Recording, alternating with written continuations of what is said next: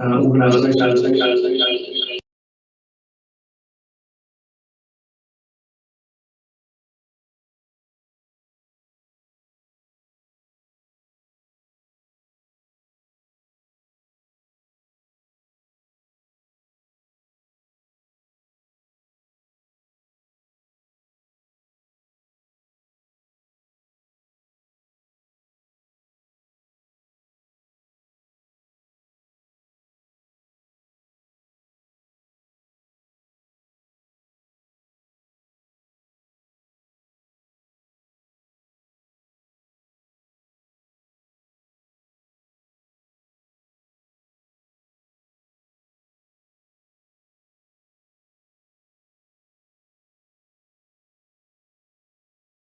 It's not clear as me here.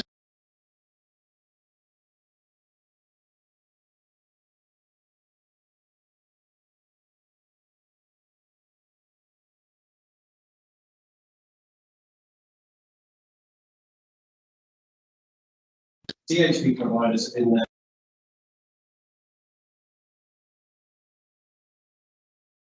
Introduce this a little bit by saying that the DHBs came into the MIQ world at different times. In my case, it was June 2020. I joined two other Countries Manukau DHB colleagues working alongside Ministry of Health staff at Peterslow House in the Auckland Brick.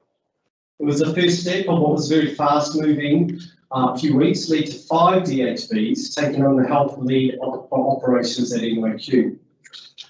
Alongside my fearless CED Margie Apa, who hopefully will be joining us later in Capital Coast Get It Done, except Rachel Hegarty, it quickly became apparent that we needed to grab the new business and ensure that the 5 DHBs now engaged in MIQ align, not least around operational efficiencies and funding flows, but also really importantly around best practice and collaborative learning.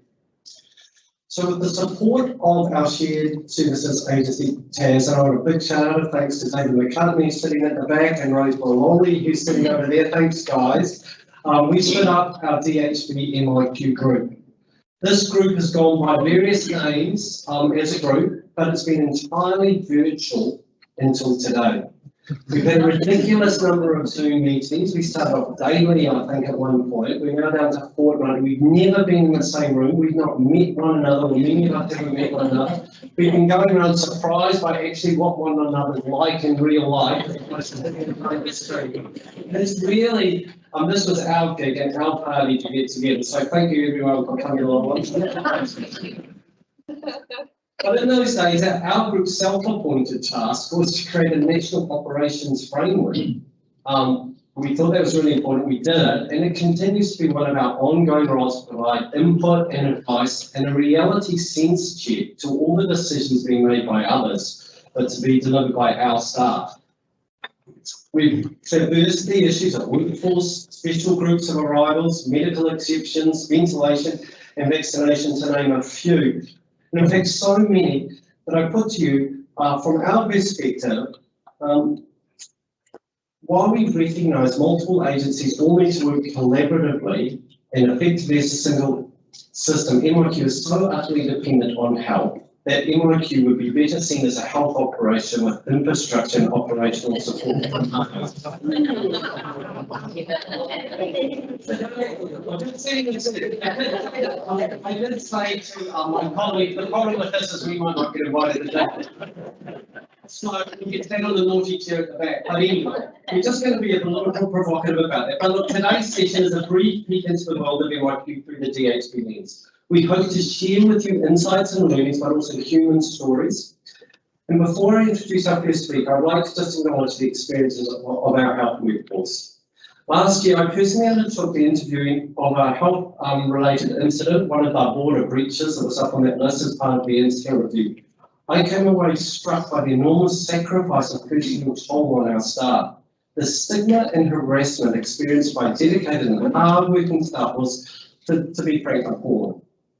So I want to pay tribute to all of my DHB colleagues for what they've done. It's been and remains a truly remarkable undertaking by amazing people that we're really fortunate to have providing leadership, commitment and expertise to make this system what it is today. So, Without further ado, we're going to sort of do this geographically, although I've just been told that Rotorua is further south than Hamilton, so we got there all around the wrong way. But anyway, then that is, I'm going to start in the north. So we're going to invite the Auckland or the Northern Regional MIQ group. So Pauline Fuimaono Sanders and her team. So we got Lisa Lauwers, Michael and Martin who are going to come up. We're doing this brief presentations, question and answers. Hopefully then we can pull it together. So over to you guys.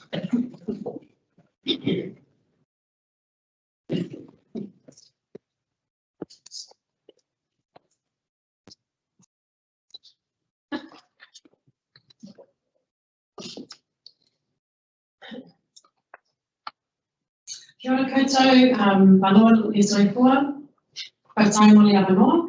Oropi ngoa, Pauline Fuimaono Sanders. I'm the General Manager and Clinical Nurse Director of the Northern Managed Facilities, and my team here, Nurse Managers Lisa Kenrick, Louisa Lino, and Medical Advisors Michael Zeng and Martin Lee are joining me, and we will be talking to you today about complex care in the Northern Managed Facilities.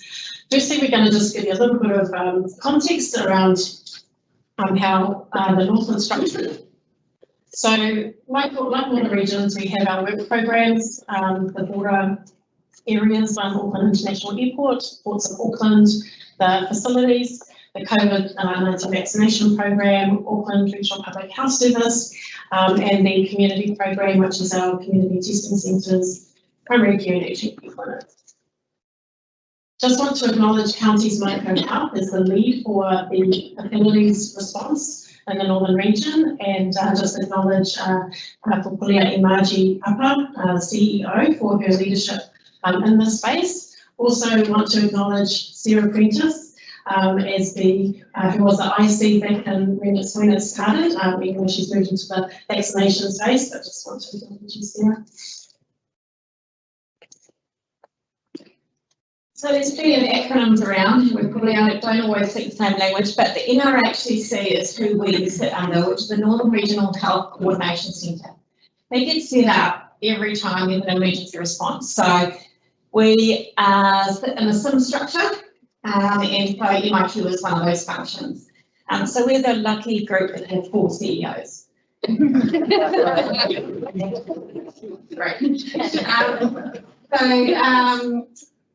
We were set up in the MIQ function was set up in July, which came from the lovely Ministry of Health. Gratefully we took them on as well, the MIQs. We also work very closely with the lovely ARFs, and we have Jay here today as well. They're our experts. We have the NRHCC as our strategy, and the Auckland Rich, who we have a wonderful relationship with. As our operational side, maybe the line. They're our command and control, I believe. So we're getting out of hand. Our organisation structure, we sit with Margie as the lead CE, and we have a huge structure, you can argue. We have 18 MIQs, we have 180 health staff. It's 280, sorry. You're right. We have pre-Tasman bubble, we were sitting around 4,000, 4,500. So our team structure is the next one, and it looks really huge, and it looks really small now. But that is because we have, unfortunately, a lot of people coming through, and we have a lot of complexity that we hold on to. As you know, returnees are created equal. Some of them require a different approach to dealing with things. We've got 8 groups here, so if we talk about to highlight what comes through the Auckland region, going from clockwise direction from 501s. Now that refers to people from the West Island who've come over to start a new life here. They've had a little bit more help trying to integrate and build up the next part of their life. Moving down, we've got the RFE workers, which are the culture workers. And they've been really good. We've been working with them to maintain bubble integrity and stuff like that. And next door to that is the unaccompanied minors. Now at our peak, we had up to 50% in one hotel, which was just purely thin. And they ranged the whole gamut from people with seasonal travelers to people who've just had to travel for changes in family circumstances.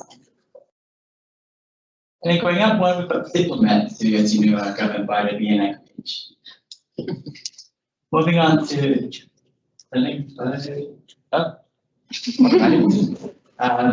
And then we've got other groups such as the Mariners, which I think Christchurch might talk about. And that wasn't really a thumbnail. But we've got air crew as well too from other parts of the world who stay for short periods of time. So they have different requirements for departure. The refugees are a group that we'll be working closely with the Māori Refugee Resettlement Centre in Canterbury MIQ just to try and help them as well to start their journey here as well too. And finally, we've got the enhanced care gift, which people with a little bit more care. And I'm going to find out the reason I'll talk briefly about that. So our enhanced care facility, it's a dedicated site which is well prepared in advance to meet the high needs of complex cases. And so here in Auckland, our enhanced care facility is the Waikato. We've got a concentrated higher staff to returnee ratio compared to other MIS, and this is multi-organisational within the hotel. There was the Waipuna was the only hotel out of our 17, taking away Jet Park, that met a 12 out of 12 criteria that we put in place when we were looking at what our enhanced facility would look like. And we're happy to share that with you. But some of the things that we were looking at were that it had to have sufficient larger accessible rooms with accessible bathrooms, had to have adjoining rooms, adequate stations for storage, and the storage of hospital type equipment. So we're looking at more consistent care, better allocation of resources, and the potential to reduce hospital admissions. So I'm just going to share a case study, trying to be as brief as possible. This was a complex case. I'm going to introduce Tina, not your real name, 14-year-old girl, came over from Melbourne with her mum and 5 siblings. She is deaf, mute, had major behavioural issues. Of her 5 siblings that came with her, one also had autism, so quite a complex family. We didn't know that they were coming. We did find out later that they had no supports in New Zealand, but they were coming back to New Zealand because they felt that they would be better supported here. There's a Somalian and Muslim community in Christchurch that they were heading towards. And the 14-year-old Tina was actually born in New Zealand and they had moved to Australia, so they were coming back. So we didn't know this family was coming. They had secured emergency vouchers, and within 7 days they were on a plane over here. So they were heavily involved in the social services in Victoria. They came over so quickly, even Melbourne didn't know they had come. So day one, the behavioural issues became very apparent. She was assaulting her mum, who was a source of her aggression, and this is biting, kicking, punching. She had to be restrained numerous times. This is just on day one. Assaulted staff. She even had to be tackled to stop her from jumping over the balcony to escape. So the crisis team, because she didn't fall under the mental health criteria, weren't able to support, so we had to call the ambulance and send her into hospital. So she stayed there overnight. Day 2, she was discharged back to the MIQ with some adjustments to her medication. She was separated from her family just to try and minimise the triggers, of her mum. But within a few hours, her behaviour kicked off again. So she assaulted again her family, assaulted staff again. On that particular day, one staff did have to go to emergency to have that attended to. And so again, we had to call the ambulance and send her into hospital. So, the obvious challenges for us in this case was her safety, safety of her family, the other attorneys, in the facility, and also the staff. Adhering to the protocol, so multiple bubble breaches with this young lady, and communication, very difficult to prevent when you're required to witness. So day 3, she was still there overnight. Urgent NDT meeting with the secondary care services. We've received some more information from the Victorian social services, so very complex family case. So we had to work closely between ourselves, secondary care services, Tiaki, and so we just really stressed the concerns that we had of her being in a MIF and the level of care that she required. So they did a mental health assessment, and they were able to keep her at the hospital for 5 days, which was a great reprieve and gave us a bit of time for planning. So when we met again, so this was over Easter weekend. So the next assessment was going to be on the Tuesday to see if she could actually extend her stay. But because she didn't really fit that mental health criteria, they were going to just discharge her back to the MIF. So she came back on day 10 of her 14 days, and we had to, the plan was 2 security guards, 24 hours standing outside her door. We had 24-hour CNM cover on site. We tried to make sure there were similar staff that she was familiar with, just to help harm her, and some of the staff learned some sign language. We were actually able to find a female security guard that knew how to sign, which was a gift of a godsend. We didn't know how we came across that, but she was great. Negative swabs, we were actually able to do some swabs on her, so they had been negative, which was really good. Routine and structure was really important, for this young lady. We had 4 more days to get through in her stay. So thinking about her, she's a scared, frustrated young woman who wanted to go back to Melbourne. That was where all of her supports were, where everything was familiar to her. So it was a really challenging situation to meet her needs, the needs of her family, comply with the operational framework and IPNC protocols, and of course, the safety of her staff.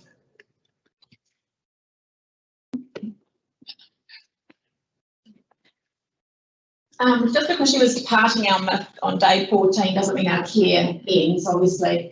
A little bit different to the Army or the NBD, that's 14 days. We're like, we're going to look after her. And she was a successful transfer to back into the community. We actually got to engage with Canterbury DHB, OT, social services for support on the plane, make sure that airports police knew that the family were going to be based at the hotel. This is often she's very loud and very difficult, and the whole team within the RIC and within each in this MIF got together. It was phenomenal, considering it's not their wheelhouse. That was great. We did have a final exciting day the afternoon before she departed on an impromptu dance party, which involved 2 police, 2 healthcare assistants, 1 charge nurse, and 2 security guards, and 4 PPE performing Baby Shark. And other notable wiggle songs with the family who were in their room and actually bonding together remotely, and it was therapeutic for the staff, for all those staff who are not used to this sort of situation with a young family, and it was quite traumatic. And they struggled with that whole restraining and the MIQ boundaries. So it was a really unusual. Yeah, so I guess just following on from Leeds, or what we identified from this young lady and her first day was that we needed to really prioritise a structured stage response for looking after the wellbeing of our staff. So they were traumatised, there were tears, there was a lot of frustration and anger at the system. And so what we came up with, and we've called it our upbeat staff response, and this is not just to cases as a to this extent, leading up to Easter, we had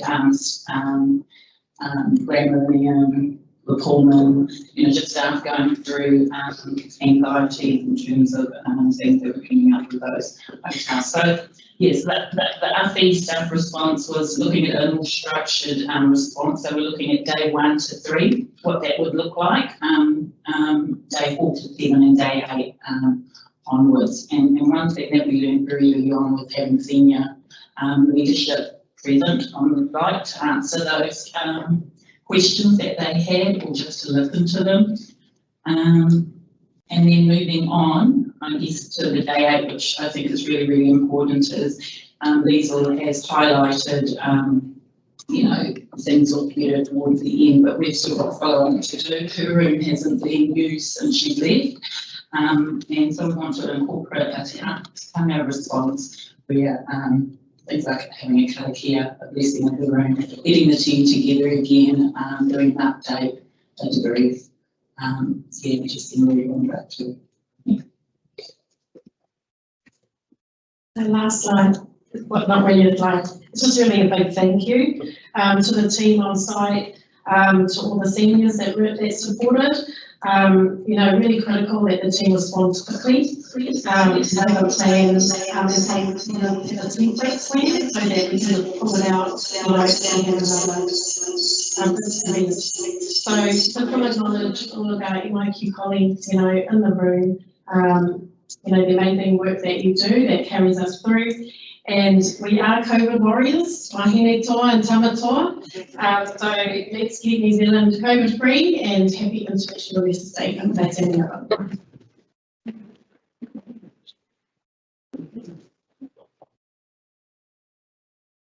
Thanks, team. Look, I think what we'll do is we'll move through.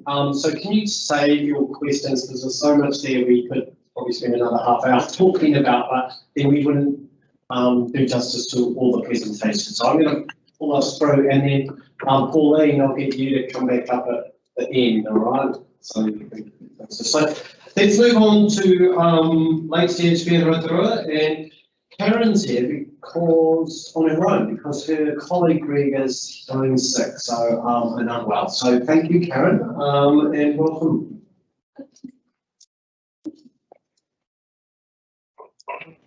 Hi. Greg did send his apologies at 9:30 yesterday morning. He left me here. Tēnā koutou katoa. My name is Karen. I'm the late DHB lead for MIQ in Rotorua. Put those cameras in. We've been asked to talk about our engagement with local iwi and our community in Rotorua. I'll move it on.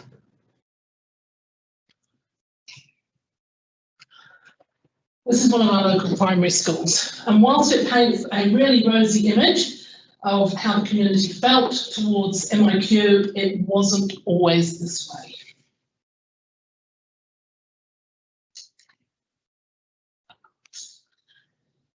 In June 2020, when our MIQ was first set up in Rotorua, planes were in the air, and Rotorua had less than 24 hours to reopen 2 hotels, one of which had been mothballed for nearly 9 months, and turn them into managed isolation facilities. And in fact, it was a lot less than 24 hours, it was about 6.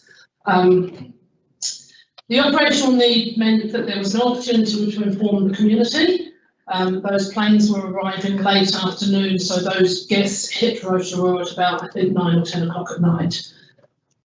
The community became aware that we were home to 2 operational managed isolation facilities the next day. At this time, keep in mind it was June 2020, fear around COVID-19 was still extremely high, We had only recently left it at level 4. People were naturally scared about what this could mean, and there was still a lot of COVID activity in various communities around the country.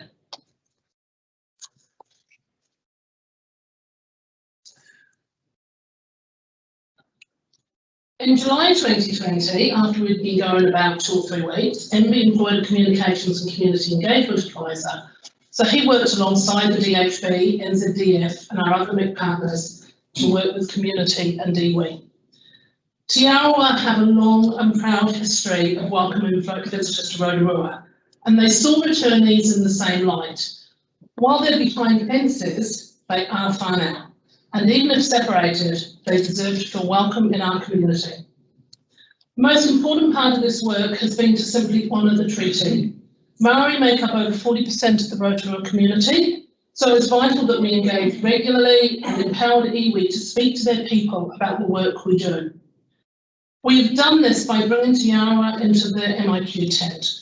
They attend meetings, they have an open line to heads of MIQ both here in Wellington and in Rotorua. And we know from history, from healthcare provision over the years, that Maori are less likely to trust the government. But by giving completely unvarnished information to the iwi, allowing them to talk directly to the heads of MIQ, allowing them to be at the table, they could go back and talk directly to their people. They've shut down a lot of misinformation. They've ensured they are informed to Maori from Maori. This shot was taken at Tamati Kapua Marae in Rotorua, where Te Arawa welcomed the increased security personnel to Rotorua, and at the same time the co-heads of MEC at the time, Air Commodore Darren Webb and Megan, they spoke directly to Te Arawa on the marae about MIQ. They gave reassurances that no quarantine facilities would operate in Rotorua, and they would meet face to face to honour that relationship.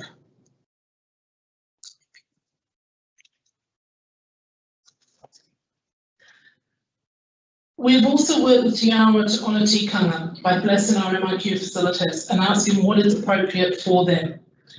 By following tikanga, it has not only protected the site culturally, but sent a clear message to the community that returnees are welcome and that they are safe in our town. These photos were taken prior to the opening of Rotorua's 3rd managed isolation facility, the Ridges Rotorua, and it was a beautiful ceremony and blessing of that facility. We've also taken a bottom-up, top-down approach to community engagement. We're working with elected representatives at council to ensure city leaders are kept informed, and in the middle of that photo is our current mayor, Steve Chadwick. We honour the special relationship that Te Arawa has with the city, and we're not leaving room for any further surprises in the community when it comes to managed isolation. Rotorua Energy Charitable Trust have provided funding for community on the proviso that they're based in Rotorua.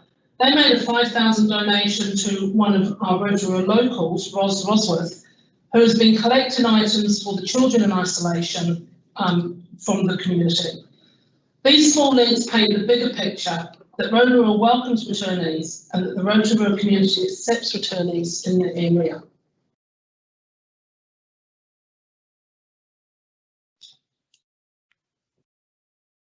One of our staff members in the DHB, Liz Carrington, worked closely as an educator during the COVID-19 lockdown and continued to work with communities to keep them informed about MIQ. The NZDF lead, MB Comms, thanks DHB staff and others where appropriate, present to various community groups and kids' boxing classes. Those kids loved that when the military went on, boxing with them. About the work that we do, and we're still doing those presentations today. It wasn't a one-off do the rounds, we're still going out talking to various groups and letting them know what we do. We present a human face, and we remind people about the low risk and all the good work that we do in MIQ to keep our community safe.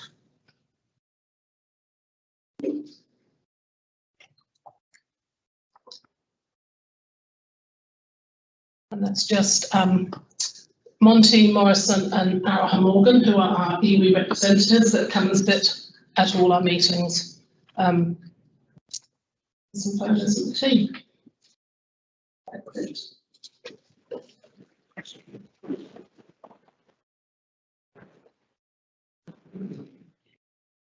Thanks very much, Karen. So we're going to head across the island over to Hamilton and the Waikato team. So Lisa, Hannah and Trent.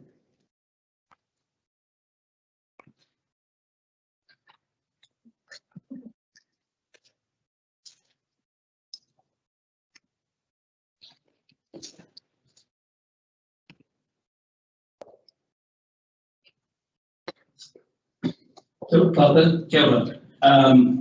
Tōta Tiaki ka mihi atu kia koutou te taitohera, ka tūnei taku tangi whakirunga o te rerenga wairua, te whakauki au ki a Whangarei, e tuau ki te maunga o reiki ki Tāmaki Makaura, ka whakauki ai ki Rotorua, ki te aroa waka, e rere taku awa o Waikato e tuatu te. Tēnā koutou, my name is Trent. I'm the, what am I? I'm the team lead for our Tiaki team inside the hospital, which is the cultural wellbeing social support team. My equivalent is the wellbeing coordinators, and the rest of the MIFs. I also lead our vaccination Kaimanaki team as well. I'll get Hannah to talk more on that. I also wish to acknowledge Te Atiawa Mana Whenua, Te Atiawa people. They are polled within this region, and obviously the mana they are polled as well. I also bring with me acknowledgements to this forum from His Majesty King Tuheitia Pōtatau Te Whiriwhiri VII, whose proverbial saying is the foundation for the values we uphold within Waikato, Amohiake Te Oro Tiwi Kapatu Peia, translated into the well-being of the people is paramount. My two colleagues here to introduce themselves and then we'll get on with it. Hi, I'm Lisa Maxwell. I'm the Charge Nurse Manager and Ops Manager for MIQs. Kia ora, my name is Hannah Lauwers. I'm the Clinical Nurse Director at Waikato DHB, and the MIQs are one of my many portfolios. And I just want to acknowledge Iki Moki, who was supposed to be here with us today. Iki Moki and the three of us have been in the MIQs in Hamilton from the get-go, and we couldn't be here without Iki Moki's voice, so we've got a short video to share from him.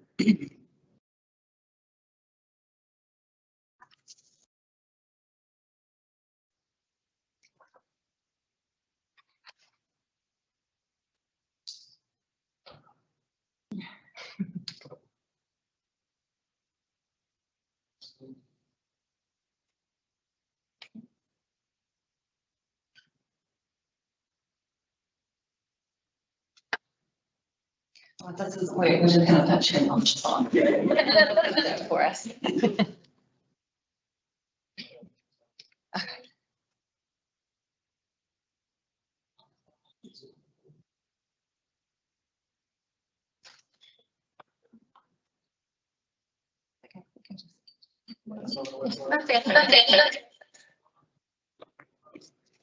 Oh, right.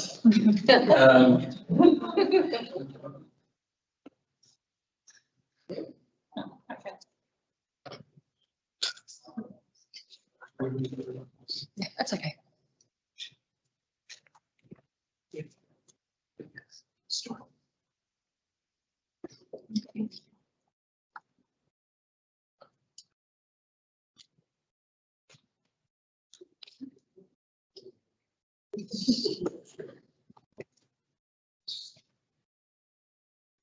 Cool, so sorry about the video, technical difficulty. The Waikato Way, so this is the Waikato Way here.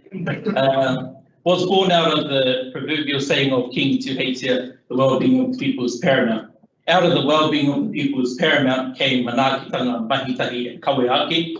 And if you cannot see, all it is, well, obviously the purpose to provide a safe and welcoming environment for New Zealanders, international visitors, so that they can join the team of 5 million. And then obviously manaakitanga to uplift the mana of others and to ensure our care and respect to each individual is upheld as well. Mahitahi working together with nurses, NZDF everyone that has, you know, their foot in the door inside our MIFs or MIQs. And kaweake is obviously just getting the job done. I think we all can relate to kaweake. We were kind of thrown in the deep with this pandemic. So yeah, it's the Waikato way. Yeah, next.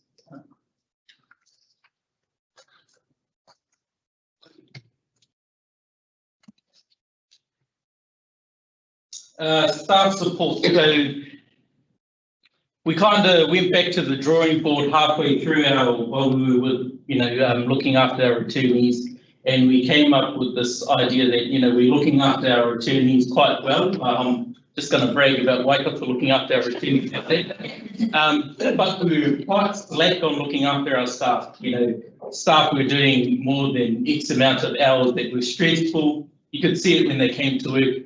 Wasn't a healthy, well, we see them as not looking healthy. So kind of sat down with my team and said, hey, we need to start treating our staff the way we treat our returnees. So we came up with this thing called Hiki Wairua Fridays or Wellbeing Fridays. And Hiki Wairua Fridays or Wellbeing Fridays solely for staff. I mean, we still get returnees in there, you know, lock them down for a few hours without putting watches on them, and kind of go about doing some hiki wairua stuff. So all it is obviously reminding them what we're all about, so the Waikato way. But we also, if you can just see in the corner here, there's some canoes on the awa. So every mint or every hotel facility and their staff, come on, we take them away from the obviously, we use some people at the hotel. We take them and we take them for a 10K row up the thing, and hopefully that's going to take either way, or, you know, give them a bit of support during the thing. But also during that session, it's showing that we can all work together. You know, I mean, it's questionable with some of these NZDF staff rowing, you know, extra rows here and there, but no, they're pretty good. But yeah, Hiki Wairua Fridays was a big thing to. One of the biggest things that came out of, recent things that came out of Waikato Smith, and I acknowledge counties, Manukau and all the northern regions for their staff wellbeing programs as well. I'm going to hand over to Lisa now for the Metro Hudson. So with Tiaki being involved in this right from the word go, they've been really great in actually supporting our returnees. So they've done lots of exemption guidance. They've done bereavement support, and unfortunately in Icky's video it actually shows some of the bereavement support that we've done in regards to being able to do Zoom funerals for people while they haven't got the exemption to attend, but they've been able to see it while they're in this. And again with people that have got whānau that are unwell and they're waiting for things to happen, so it's actually supporting them through that while they're inside in the and they've provided a listening ear for the returnees. It's a non-clinical. This is for people with anxiety and bereavement issues and that sort of thing. They don't need a mental health support. They don't necessarily want to talk to the nurse. So the Tiaki have provided that other means that they can have that communication. And then they've also done supported activities in the MIFs, and so they've done Zumba. Zoom weaving and also Zoom bingo, and the photo on the right there is weaving that was done via Zoom to the Jet Park myth. And then I'm carrying on to some of the stories from the myths. So the Tiaki always do a whakatau for nearly all of our arrivals, so they go on board every bus and greet them, and we've found that we're welcoming them to Waikato, to Hamilton and to the myth. And it really sets the tone of what the expectations are when they come in, and that's helped us in the hotels as well. And then they often get all the returnees to say kia ora, and so they've got a whole bus load of people shouting kia ora back, which is great. And then there's also a departure in the whakawātia, I'm going to say that right. So we farewell all our returnees. So once they've been through the final house checks, they come into a collective area and we give them a farewell. And often we say thank you for them being with us, and then they'll often have to stand up and reply and say, actually say thank you to us for having them as well. Oops, sorry. Oops, no. And then the other thing is, I've got it here, is about placenta's. So we've had quite a number of returnees, particularly from Australia, that have come in with frozen placenta. And it's always a surprise, we never know what that they're going to bring them in. They think that they can just manage them in their rooms, but unfortunately the freezers aren't suitable. So the first one that we had through, Inky was able to facilitate the placenta to be taken off-site and housed at a local funeral home for the duration, and then arranged for it to be given back to the female, the woman at the end of her stay. And then we've had subsequent ones, and depending on what myth they're in, we either have to facilitate that or we have an on-site freezer that we is purely dedicated to that to facilitate. Cool. That's perfect. Thanks. Yeah. So just regarding the bullet point there with brothers together but separate, so we're going to call them John and Pauline, although they mean the same thing. So the brother Pauline was in Australia. He'd been there for about 20 years plus. In the last 3 years of his time in Australia, he got really unwell, had no support around him. All his family was back here in Aotearoa. So brother John went over from New Zealand, hopped on a plane, went over to Australia, and kind of just told him, "You're coming home with me. We're going to go back to Waikato to look after you." So they brought him back, but obviously they got doctor's clearance. Didn't get doctor's clearance. No, they did. Yeah. Oh, they didn't get doctor's clearance. Sorry, and ended up in Waikato Hospital. And so with the Tiaki, I think one of the pros about being a Tiaki, we can kind of go in between the hospital, sounds really bad, but the hospital and the hotel. Obviously making sure that we do adhere to the requirements doing that. But we were that bridge between the brothers, so they weren't aware of that. They weren't, brother John and brother Hone weren't aware that they weren't able to see each other.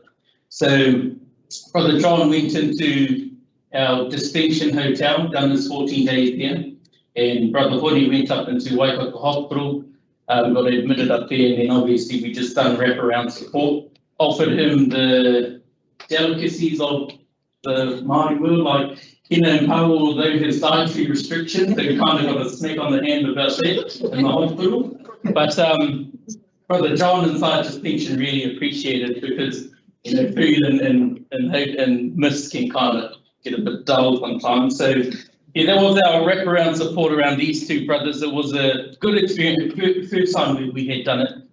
And then I'm also just going to speak briefly about our bereavement. So we had this, we had a daughter inside one of our managed isolation facilities. Her mother had just passed away on her 10th day inside isolation. And she was actually going to a local marae. She got clearance from, I think, MB must have been, whoever gives the clearance, to actually go to the funeral, to the tangi, obviously accompanied, but it was the iwi that denied her to go because they were still uncertain about, this virus, and so they said, hang on, no, we're not going to accept you at the marae. We don't want our people here to be kind of put at risk.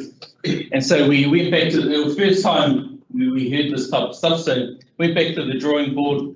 We went to a local funeral home in Hamilton. Because of the district health board's relationship with the funeral home, they gave us the chapel, kind of blocked off the funeral home for us. We were fortunate enough to work with the local hapu or iwi, the local iwi that had the tangi, kind of brought them over to Hamilton before the burial. The daughter got to have her 2 hours with her mum, and then after her 2 hours, she was taken back for her burial. So I think that was quite a bragging again, but a job well done, I think, from outside and helping that environment. But yeah.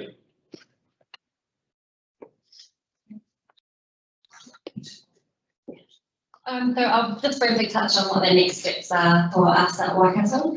And all of our models are changing, as we know, in the MIQ. So for us, it's with the allocation of the RSEs. So we are wanting to build on the success of our Waikato way and really embed our principles into our Pacifica neighbours that are coming through to us. So we are currently engaging with local Pacifica health providers, but also quite a large Pacifica community in Waikato. We are recruiting chronic care nurses in so we can provide the right care to our Pacifica partners coming through, and they'll be working alongside our Tiakis to make sure that not only are they getting the right medical care, but the right pastoral and cultural care too.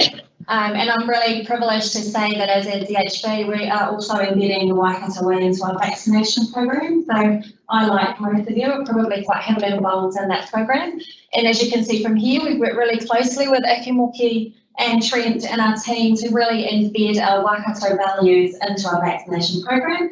We want our program to be for our people and delivered by their people out into our most rural communities. So yeah, it's been a privilege, and thank you for having us.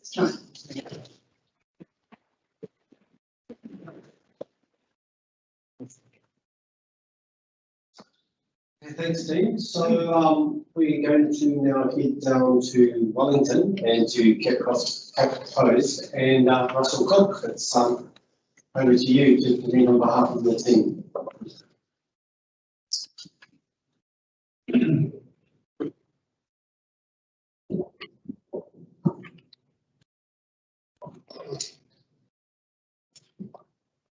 Right, my name is Russell Cooke, and I'm the DHB lead for the MIQs in Wellington. COVID leadership initially in Wellington came from planning and funding within DHB, and as you heard from Pete, Rachel Haggerty was closely involved with the development of the system, the health system throughout the country with respect to this. She's my boss, and in the end I ended up taking this position. However, it's only been possible because we got a charge nurse early on, arranging and set up to make it all possible. So what I want to talk about today is the importance of clinical leadership, but also the importance of combined leadership. And I think you should see what I mean as we go forward. So we don't have a large number of MIQs or MIFs. Bay Plaza Hotel on Oriental Bay, with the Grand Mercure Hotel on the terrace, and we've got the RIC, which is located within the DHB, right in the middle of the hospital, right next near the EOF, EOC. And in there we've got NZDF reps, we've got ADSEC, and we've got Miranda. Now, Miranda's job is to, every 6 weeks to train the new military. If you think about it, only stability we've got within MIFs is health and hotel management. The military just constantly change. So it's a constant re-education process that we have to go through to make sure that the standards we want are kept. It's all about standards. Standards are absolutely crucial. So what are the health staff responsibility in MIF? This is our view, and this came about some really short thinking when we were actually trying to enunciate what we do. So we ensure that any COVID-19 disease in the guests and staff is diagnosed and managed as soon as possible. We ensure the wider health and wellbeing needs of the guests are taken care of. But crucial to all of that and underpinning it all is the IPC standards. We have to make sure they're initiated, maintained, and periodically reviewed. That's both for the facility and for all of the staff. So what is our clinical team? Within the MIF, we've got 25 dedicated nurses, 4 GPs on a roster. Now, when we started out, some of the models from Auckland looked at people using their own GPs, but of course, most of the people who came to Wellington didn't live in Wellington. So we recruited our own GPs. Every day someone would come into the mix, and they'd be on call for the rest of the day. And that's been a model which has been very successful. We have a specialist infection control nurse, and there's actually a team of 2, and they rotate through. And they go in there, they do a lot of the work, and I'll speak a little bit more about that in a minute. We also, the Regional Public Health is part of the DHB, and they had an ongoing role with health protection officers coming in quite frequently just to understand and help us with the processes. outside the actual MIF, we have an infectious disease physician who's also a clinical microbiologist and the lead infection control physician. Now, that's key because not only do we have a lot of clinical guidance, because she's a clinical microbiologist, she's our link into the lab as well. And obviously, if you're waiting for a result, you can go through the formal way or you can ring Michelle and she'll find out, which is incredibly useful when you have a result that you really need. We have rotating medical officers of health, and they're always part of our team, as you'll see in a minute. We have the Director of Nursing for Primary Community who also helps us, and we have a psychosocial advisor.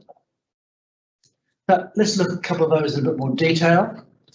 Michelle Baum, we've been blessed with.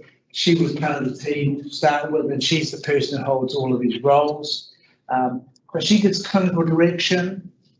She's part of the team that Pete leads now once a fortnight.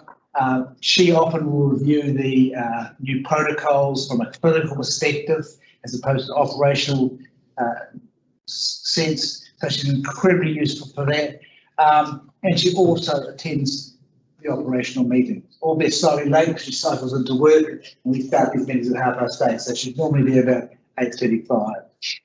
The 4 medical officers of health, we have a close relationship with them. Again, they attend the management meetings.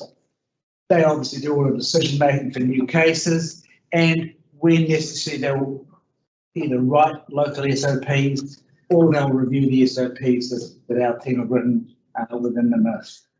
So we've got 2 IPC nurses, and they do all the things you'd expect, but we also insist that they train all of the staff that come into the MIF, not just the health staff, but every single staff member that comes in. Even if they have to come in on a Sunday because there's been a change of military, we will make sure they be there. It is so important to the operation of the MIFs. Without them, it all falls apart. And then Pam Oliver, who came in as a GP, and Pam spends most of the rest of the time working at NZDF, which means she's got lots of connections into the military and services, which is really great. She obviously advises the nurses on clinical matters, advises the wider team on clinical situations. Also, what we found out is she's a clinical IT expert. So she's an old friend and colleague of Lara, who's done a lot of the work around the new border solution. So she was our key enabler to have that introduced within the MIF. Never thinking maybe a nurse, maybe an external IT person, but actually have your lead GP be able to do it and to want to do it was exceptionally useful. And obviously we've got the team of nurses, charge nurse and a nurse educator, and they do the grunt work, if you like, the hard work which is necessary all day and every day. But one of the things we decided earlier on is they will be the key contacts for all of the contact with the guests. So we don't have wellbeing coordinators. What we prefer to do is have the nurses do a lot of that work directly with the clients. We have a psychosocial expert we employ, and she's their mentor. So she doesn't talk to them, but the nurses talk to the guests. So if there's an issue and they feel that they can't cope with it, go back to Kitty, and Kitty will talk to them about what the best strategy is to approach these situations. So that means the nurses are really key to the well-being of the guests. The other thing I want to talk about, if you like, is our operational meetings. Now we hold these twice a week. It's actually in the room almost next to where the RIC is. So the RIC members attend, DHB team attends, Regional Public Health attends, MB Communication part-time person attends, and ADSEC attends. So we discuss lots of operational matters, including clinical issues which may arise. We review directions from MOH and MB and try and work out how we can fit those into our environment, if we can, and we normally can, and we determine the strategy. But when I think about it, all it is quality improvement. We're constantly trying to improve the situation so that all of our people, our guests and our staff stay safe. That's the major thing we're here to do. So there's the room, and sitting around, there's, you can see there's MD Comms, there's ADSEC, Regional Public Health are on the Zoom screen, both the Medical Officer of Health and HPO. We've got an IPC nurse, Director of Nursing and Primary Care. There's a comms from our team. There's the Senior Officer from the RIC, the Infectious Disease Physician, Nurse Educator, and our lead GP, Pam. Miranda was out of the room at the time, and I was taking the photographs, so I would normally sit there as the chair, but I couldn't take the photographs, obviously, when I was sitting there. So this is crucial for us. So we meet twice a week for an hour generally, or a bit less than that, and that's where a lot of the operational decisions are made. But we've got all of the right people at the table, maybe one exception, I'll come to that in a second.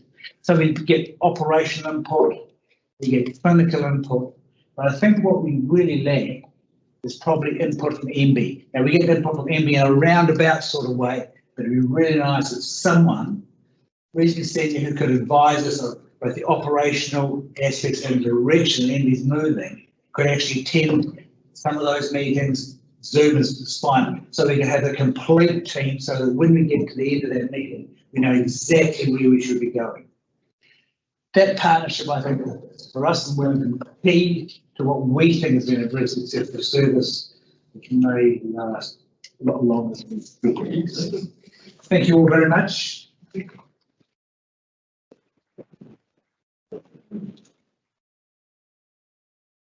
Thanks, Russell. So, look, we're going to come to Canterbury next, and then I'm going to invite the presenters to come back up so we can have our whole discussion. But now we're down to the South Island, and so it's into Canterbury. And Jess and Megan have been in this longer than I think anybody else in terms of the DHB. So I think it's a testament to the two of you that you are still here and you've done an incredible job. And I just want to acknowledge you.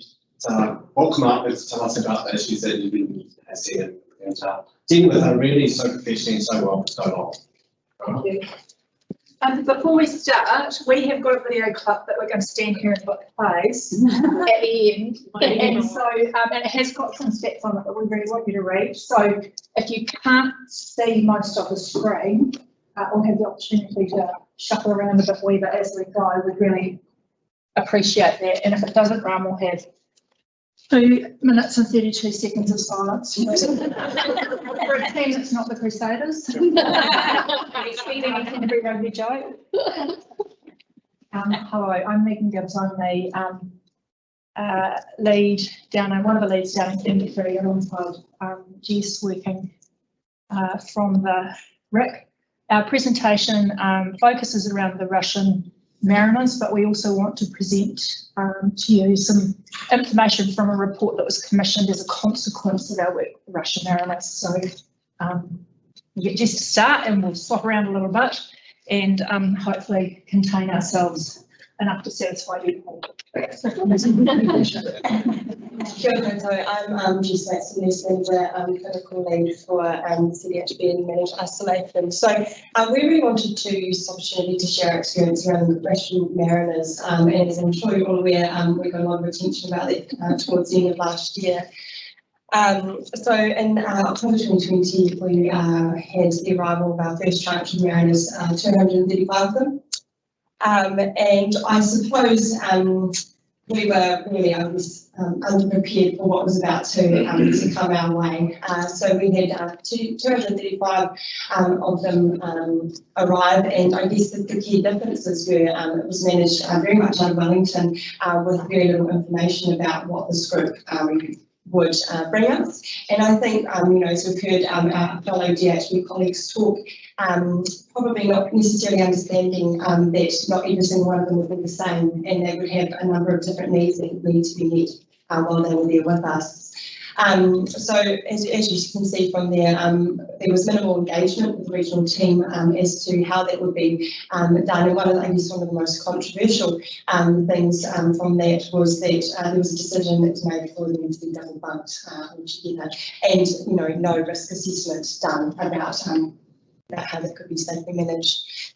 From that, 2/3 of them were chain smokers, and I think, for us in New Zealand, our smoking culture is very different, and I think we were really blown away just by how prevalent that was. We had people coming up for cigarettes almost, 7-8 times within an hour, and it was chain smoking. The foot traffic in the corridors was completely unmanageable. Then rolled around day 3 testing, and we had a large number of highly infectious cases identified early on in that time, which subsequently resulted in 2 of our healthcare workers testing positive for COVID. It was a huge feat. I think we, in that period of time, 193 staff that we had to rapidly identify, track down for testing, and we managed to turn that around in a 24-hour period, which I think is really remarkable that we were able to even come together to be able to do that.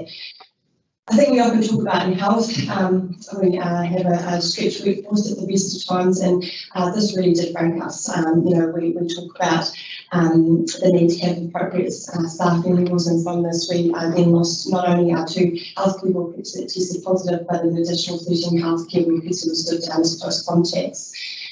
On top of all of that, we were still having to manage our business as usual staff with returns coming through, and somehow trying to safely staff the Sedema facility. It wasn't just the health workforce that felt that, that was our colleagues from across the board, security, NZDF, our colleagues in the RIC, everybody we rallied together, infection control teams, community public health. And I think that was really a true testament of when we can work together, we can actually really work strongly together to stabilise a really, really difficult environment.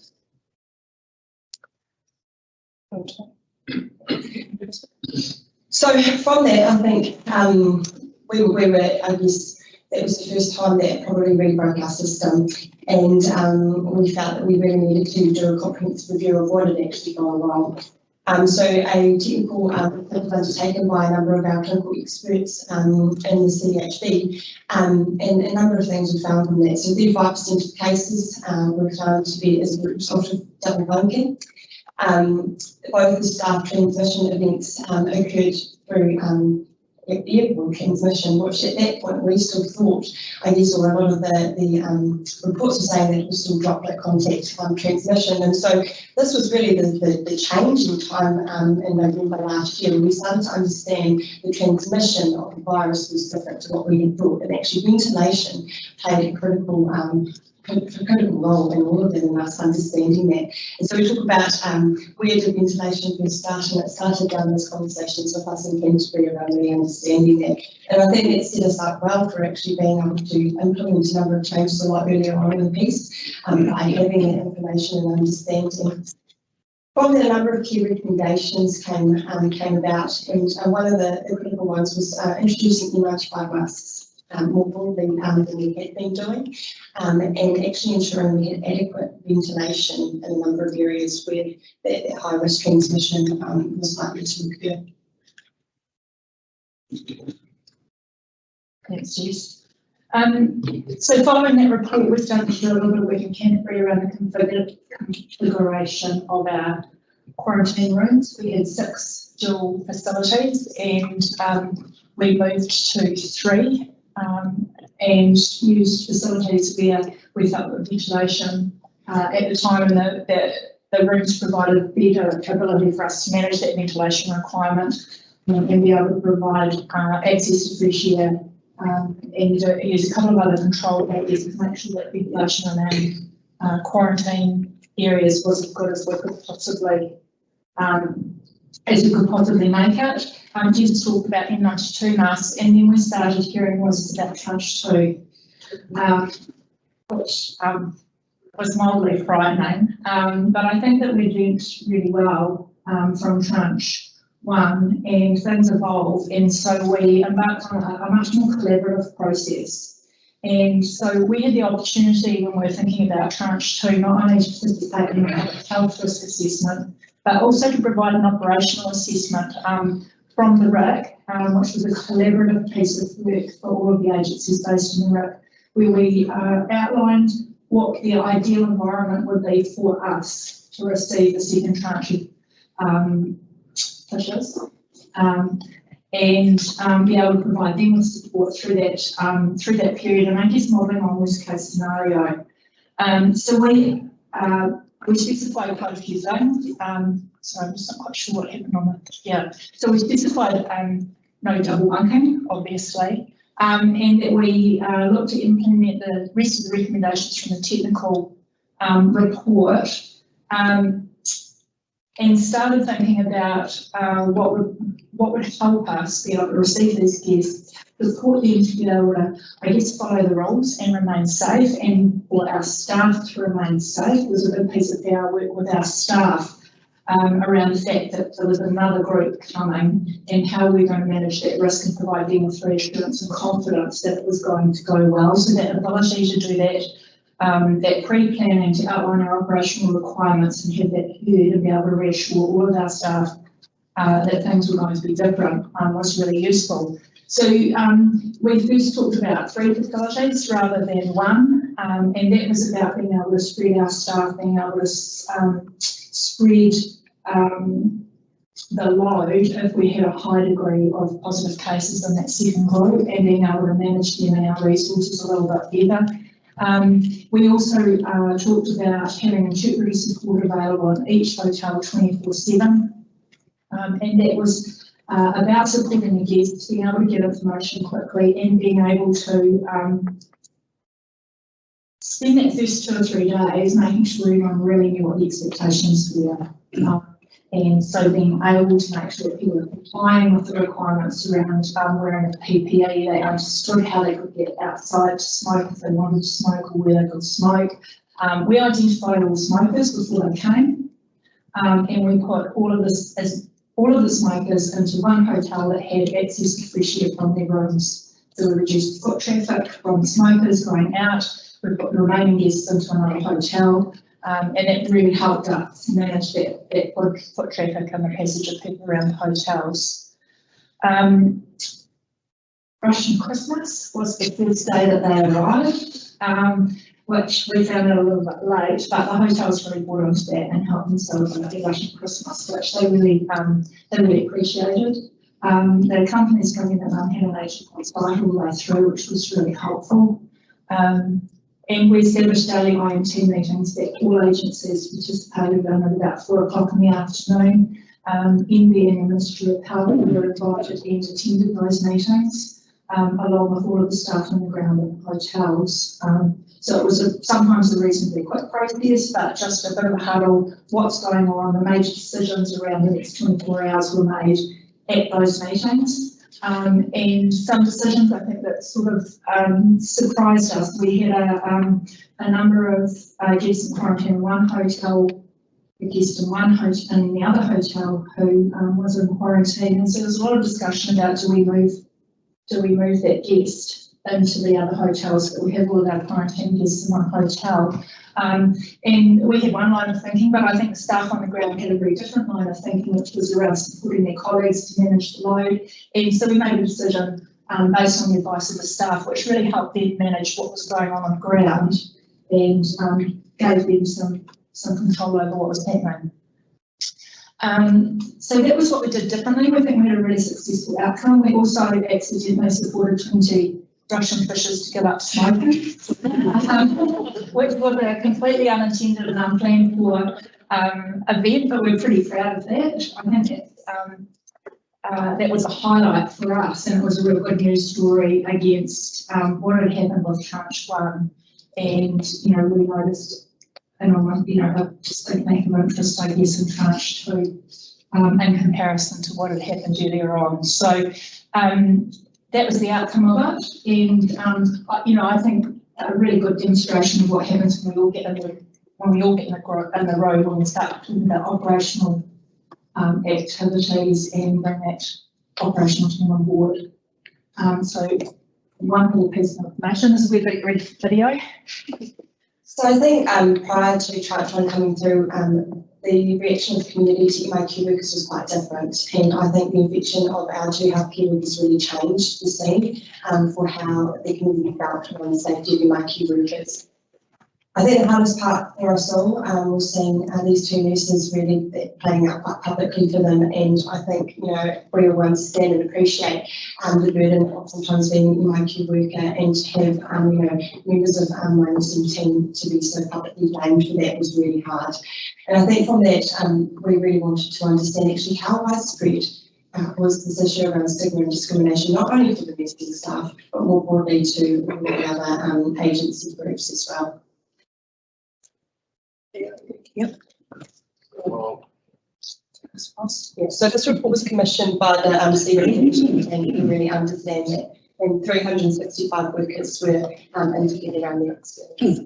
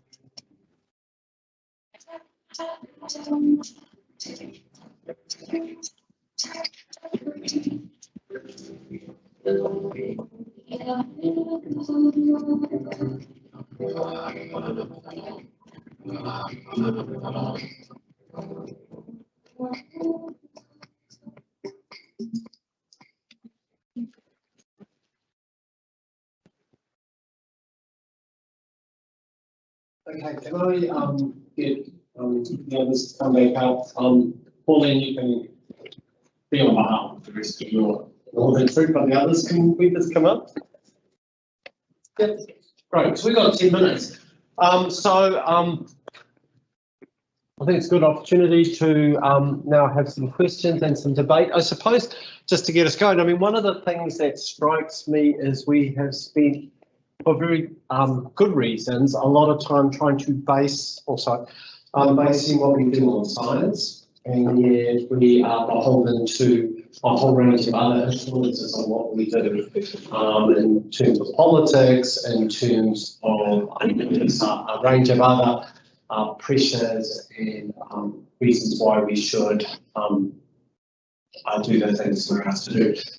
The other thing, though, that is clearly evident is that all of the people returning have their own unique differences in needs. And so when we try to standardise systems that have one way of doing things, in fact, every day people have needs which aren't met by those sets of rules. And so we have to rely on people, the health people, as well as the others in the facilities, to individualise the response to people's needs. And we do that not only out of compassion for people, but because we know if we don't, in fact, things will get worse, as we heard in the very first case about the young woman with developmental behavioural issues. So, it's a real challenge, isn't it? And we have to work as a system to do that. So that's just some of the observations I want to sort of throw out there. But yeah, open the floor to questions and comment.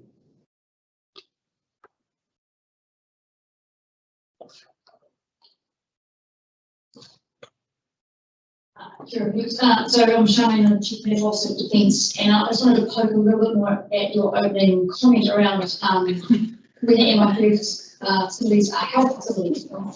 And I guess from the team, you guys have agreed that, so what makes it a health facility, what makes we should consider them as health facilities? I think if there's one piece you were to take away, and you would say take away health, this wouldn't work. And that is the core team that continues to deliver this, not just within the MIQ facilities, but more broadly that system-wide response. And as we heard from Auckland in the beginning, it's not just that 14-day period that we're supporting individuals through, it's beyond that period as well. But I think also, you know, the basic requirements that we're having to meet in there aren't just the testing and basic health checks, but actually supporting these mental health, a range of other things as well, from complex health needs. And so I see health being integral into all of that. You could come and go other agencies, but health, we're in the centre of all of that. It's pretty extraordinary, isn't it? We've had everything from birth to death in these facilities, and everything in between while we go through that 14-day period. So it has been the whole continuum of life and death at the same time as we are ensuring to keep COVID out of the country.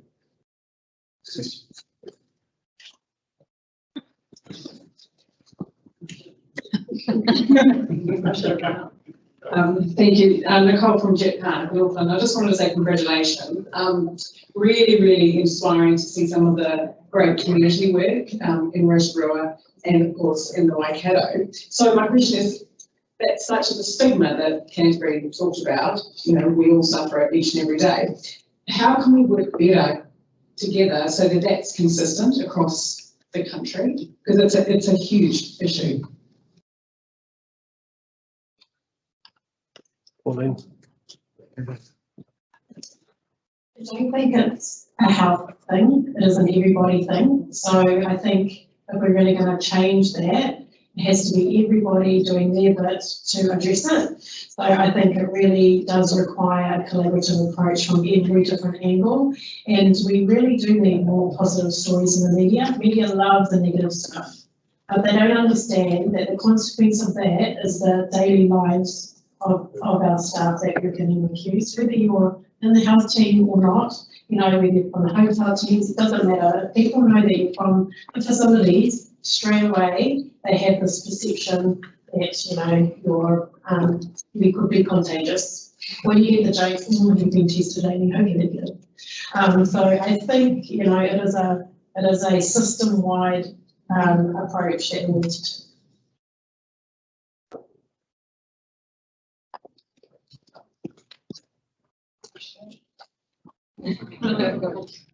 Great sessions, guys. Thank you. Just on to continue that conversation, Pauline, I think the other thing I hear is a lot of people out there in the public, when they hear what I'm involved in, they want to know what goes on in there. What do you do? What do you do all day? And I think this is a really good opportunity for there to be some kind of public campaign that shows people what goes on a day in the life of an MIQ facility, and that it's not that mysterious or dodgy or all that other stuff. I think it would be a really worthwhile and probably lucrative something that could happen.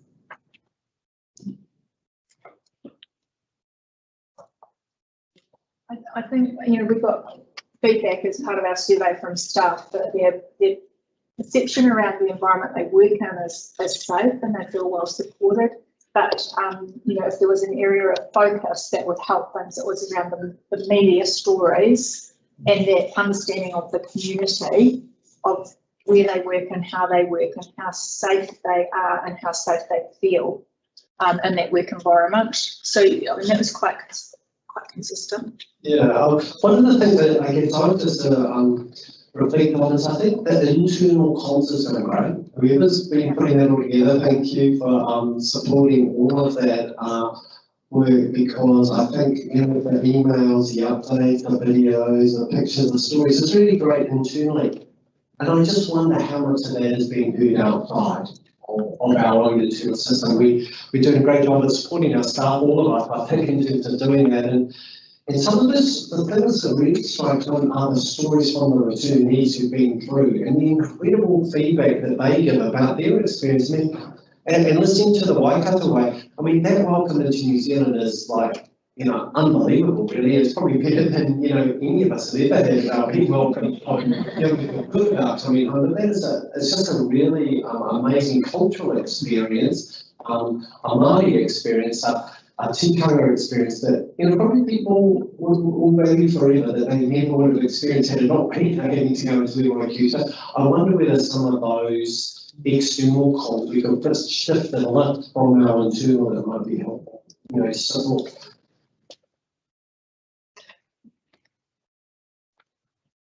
Just want to, I'm Trent from Ministry of just want to acknowledge my DHB colleagues for those fantastic stories, and I think we've talked about legacy, and there's lots in those stories. I think really is talking about the ongoing legacy for both the health system and maybe broader in the agency sector. So it may be a question for you as personal leader.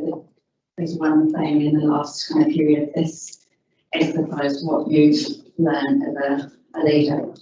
Leading things you've never had to do before.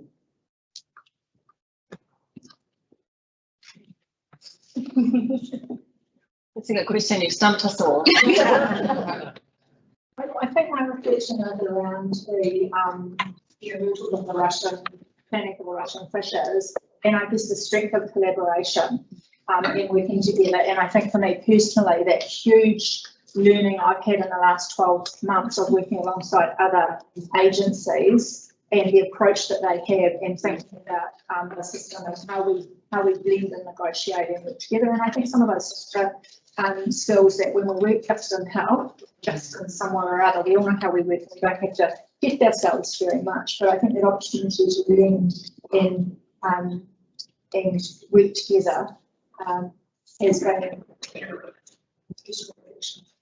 benefit, certainly for me personally. I think probably, you know, my colleagues hopefully agree, but I think that opportunity was one. Yeah, I think for me it's been about in health, and I had this conversation with a non-health person the other day, and I said in health, the way we always work is very collaboratively. We talk to each other. You know, I mean, I think nurses are the ultimate in plagiarism. You know, if we have to develop something, we go to everyone we know nationwide and internationally, and we say, how do you do? What do you do? You know, and then you take it and you use it, and we, you know, develop stuff. And we always thought that was collaboration, you know. But coming into this, I think it was summed up, and it was Greg and I and some of our other team leaders were sat at a meeting with the crew of the DHB at the hospital, and Greg made the comment that he said, you know, he said, it's so different working down there at the RIC. He said, because, you know, up here at the hospital, if there's a problem, everyone runs for the hills. Everyone points the finger. Everyone wants to know who's responsible. He said, whereas we have a problem in the RIC, everyone goes into the conference room, sits around the table, puts their 2 pennyworth in and says, how do we solve this to meet everybody's needs, not just health, not just military, not just hotel. How do we work together? And I think that is really collaboration. You know, when we're working across so many different organisations that so obviously work differently, and we actually make decisions and we make improvements and we get it right most of the time. Sorry, Lisa. Yeah, I'd just like to echo both of those comments really around collaboration, and for me what I've learned is that we can do things differently. We get quite set in our ways and set in our culture, and actually it's been really hugely beneficial for me to be on this journey, but also for our DHB going forward and the way that we're thinking differently about these big programs that we're delivering. I'm not going to talk about the collaboration, sorry. Going back to the nursing staff, I think I'm very appreciative of the nursing staff that I've got in the facilities and what we asked them to do. So we are supposed to roster 6 weeks out, which we do on a base roster, but then we are constantly changing their shift start times, their shift durations, and that sort of thing, so that we can actually accommodate returnees arriving and returning departures. So it's a big ask for our nurses, so it's been really appreciated what they've been able to do. I mean, from my perspective, I just want to reinforce the message I hope was that health is the stable part of the system. And if some of the other parts, we have mid-managers turnover every week. And for us, for running any system, we never do that for management in the hospital. We never have charge nurse and a ward change every week. But we have to manage that, and that sucks up a lot of our energy, which we could far better devote that energy to improving the conditions within the MIF and making them safe for all the people there. So that's a plea, if you like, for wider stability. Understand how you don't want to keep people in any job for too long, but actually a week, 2 weeks is far too short. So there's a message from me, from Wellington, to the forum, we need to think seriously about that. Don't take time for me. So probably just for me, this role has pulled in every experience I've ever had in my past, every skill, every interpersonal strategy I've ever had to have in my past to bring it into this role. And with working alongside different work cultures, that's been a whole eye opener. We did do an exercise in the ARIC where I actually asked Ivan, one of our other colleagues there, to print off all of the rankings across the Defence Forces, and we've actually put the health version. Of course, it's different language, right? But we have to do that so that our colleagues can actually see where we were ranked, and they kind of got, the hierarchies. So it's been an awesome experience, I have to say, and just continues to develop us as health leaders. Okay, on behalf, is this good? Yeah? No? Okay, on behalf of everybody, can we just thank our panel for you?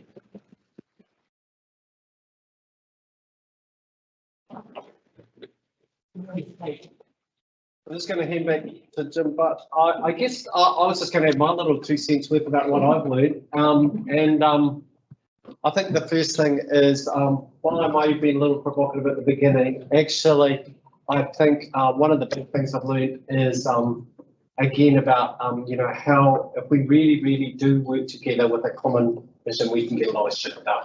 So, we've solved an enormous amount of our problems and we've really delivered, and I just think we can be enormously proud of that. So I just want to, reflect on that. And I'm going to hand back to you to make introduction for Sue as Sue. You can do that. Okay, here it is. Here it is. Oh, here's what Sue does. Thank you, everybody.